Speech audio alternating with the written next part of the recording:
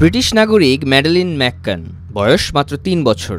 ২০০৭ সালের ৩ মে পর্তুগালের আলগার্ভ উপকূলে পার্টিমাওয়ের একটি গেস্ট হাউস থেকে রহস্যময়ভাবে উধাও হয়ে যায়। এই ঘটনা ওই সময় তোলপাড় করে দেয় পুরো বিশ্বকে। কি হয়েছিল তার, কিভাবে উধাও হলো সে? হারিয়ে যাওয়ার ১৮ বছর পার হয়ে গেলেও এখনও সমাধান হয়নি সেই রহস্যের।